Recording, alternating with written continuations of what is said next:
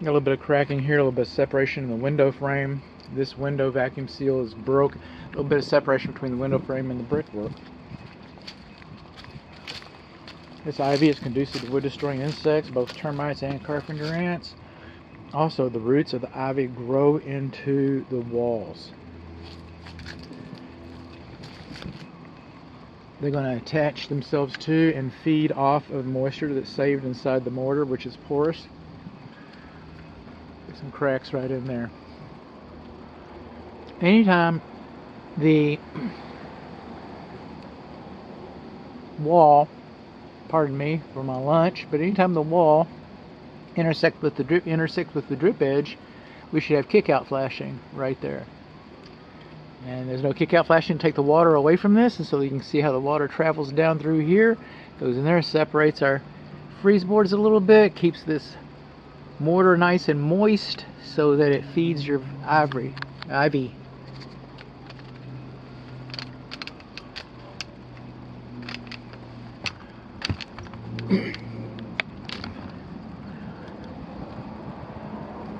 We're supposed to have 2-inch gap. Supposed to have kick-out flashing. It's composition shingles. Dark. First course is sealed. Okay. Trees are touching our roof just a little bit right there.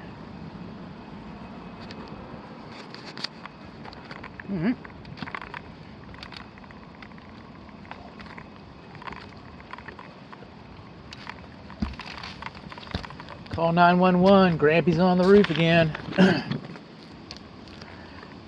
Tree's too close to the structure. Looks like a tree's been rubbing on this a little bit. Okay, when I said the trees need to be cut, let's see if we got any fresh cuts around here. Something's happening. Something's happening right there.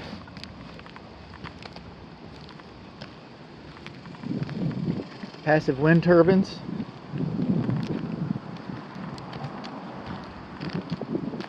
Okay, this structure was advertised as having all new plumbing, but this is plumbing, this is the vents, and the vent pipes have not been replaced.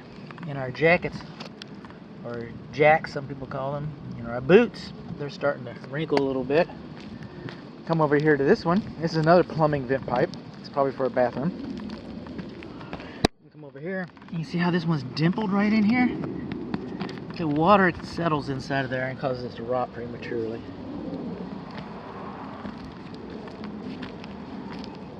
Okay, coming on along. Lots of tree branches around here. We should be able to find some issues. I mean, we wouldn't be surprised to find some issues here.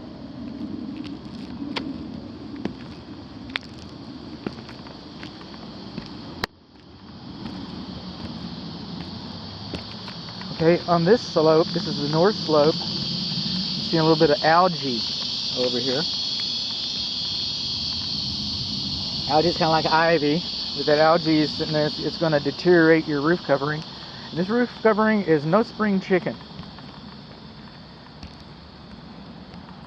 Unless I come up with some other conclusions, I'm going to come up with a relatively general statement. And it's going to say this roof is near the end of an estimated 14-year service life average. Look at that buckle right there. I used to call it dimpling. Nobody ever argued with me. But the term for it is buckling. I'll have a still image of that. Now, if you're from the ground, this will shine like diamonds. That's the fiberglass coming through the seams like that. It's a natural.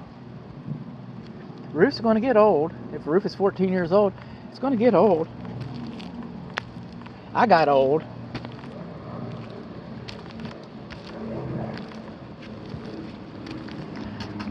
Okay, we got some dents from hail. We got a fireplace, a chimney stack, which is unconventional for this neighborhood. Let's see if I can look around. But most of them have been covered with brick. This chimney's been rebuilt or something's happened to it.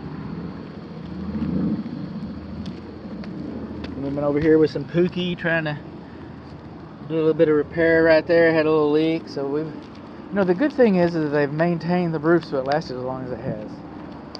The bad thing is the roof has lasted as long as it has. And it might not even be up to the condition of the roof. Here's some more algae over here.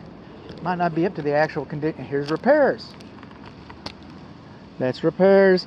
This is repairs around this vent right here. These shingles over here, these are all repairs.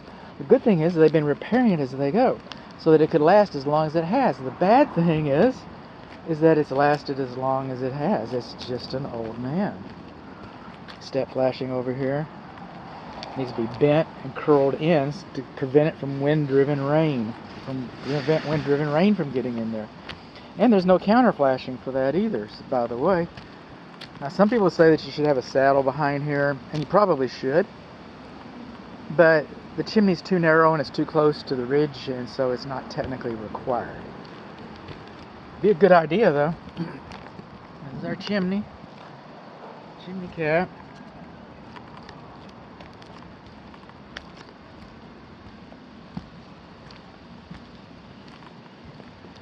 I'm afraid that's going to be the clothes dryer vent. That's the wrong type of vent head.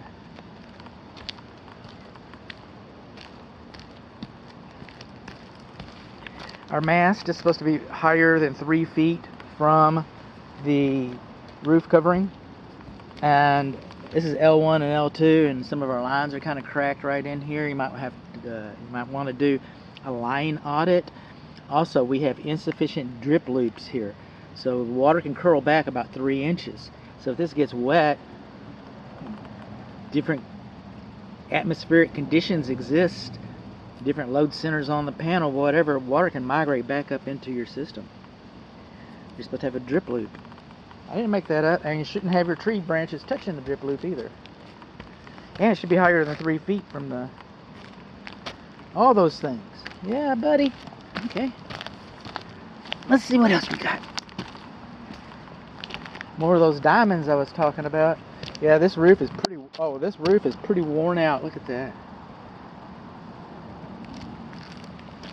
Alright, kudos for them for keeping it going this long.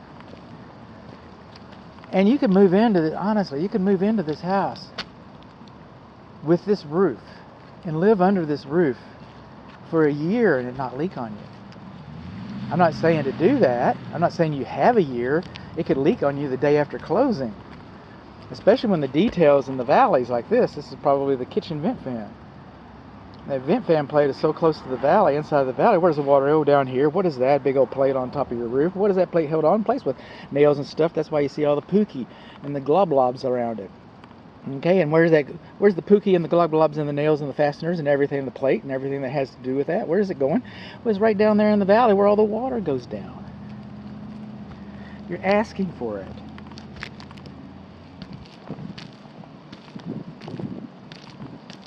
This is about where we started.